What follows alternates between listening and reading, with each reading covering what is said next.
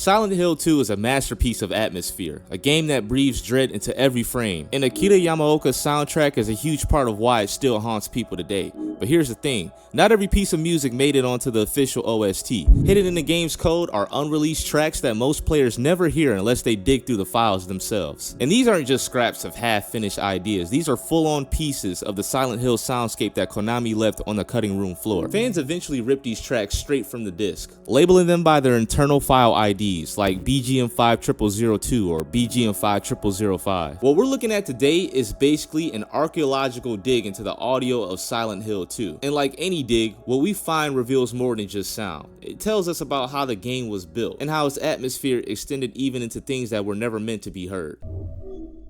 First track I'm gonna talk about is BGM50002. Now this one, it's unsettling in a very specific Yamaoka way. Right away, you notice a low drone, this kind of distant hum that almost feels alive, like an industrial machine that's been running forever with nobody around to shut it off. Layered under that is a subtle wheezing sound, almost like the town itself is breathing. What's interesting is that data miners found this track grouped with other outdoor ambience files, suggesting it might have been an early placeholder for exploration. It could have been intended for the town's empty streets before Yamaoka finalized what actually shipped. Even unused, it captures the exact feeling of being swallowed by a place that doesn't want you there. It's the sound of being watched by something you can't see, a soundscape built not for action, but for in-between moments where your own thoughts become the enemy. Next track on this list is BGM50005. And unlike the industrial dread of 50002, the track leans into a hypnotic, almost dreamlike atmosphere. You get these washed out synthesizer pads, echoing tones that blur into each other, and this faint lullaby vibe. It's not comforting at all, it's more like a memory you're not supposed to revisit. The lore behind it, fans notice its tonal similarity to softer Maria themes, like Promise, so it may have been a test piece for her sections. It feels perfectly tailored to Silent Hill 2's themes of guilt and desire. Moving on to BGM50007. If the last one was delicate, this one is raw menace. It's built out of pounding low-end swells, danging metallic crashes, and distant echoes that sound like steel doors slamming in an empty warehouse.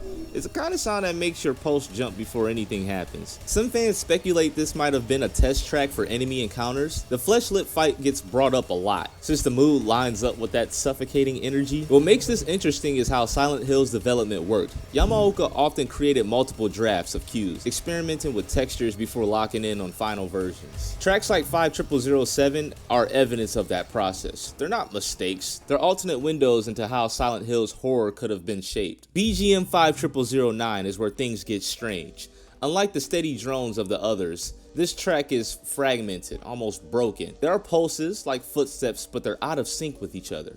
Rhythms start, then fall apart, like something trying to form and then collapsing. Layered on top are bursts of static and warped tones that make it feel like reality itself is glitching. Fans have debated what this track was meant for. Some think that it was a hospital corridor theme, others believe it was experimental filler never meant to be heard. Whether it was cut for being too weird or simply unfinished, it's one of those tracks that prove Silent Hill's horror isn't just visual, it's sonic, and it works directly on your nerves. Last on this list, but certainly not least, BGM50010. This one is easily the most haunting of the five. It barely even qualifies as music. It's almost pure silence broken by a low sustained drone. Data rips placed this track in the same block as some apartment themes, which makes sense. It feels perfect for those liminal spaces. What's powerful about 50010 is how it shows Yamaoka's mastery of minimalism. He knew that silence can be louder than melody. A near empty track like this forces the player to project their own fears into the gaps. So there you have it, the first 5 unreleased tracks of Silent Hill's OST, uncovered not by Konami, but by the fans who refused to let the fog stay closed. These pieces might have been left behind, but they tell us a story about the making of this game. They show us how Akira Yamaoka experimented with sound, atmosphere, and psychology to build a world that still feels alive more than 2 decades later. And that's the scary part. Silent Hill doesn't end with the credits rolls, it lingers. It's in the leftovers, in the static,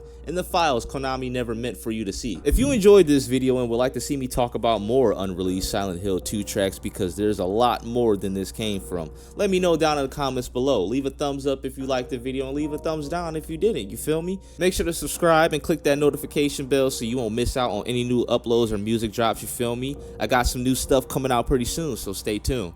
And with that being said, love y'all boys, stay troppy.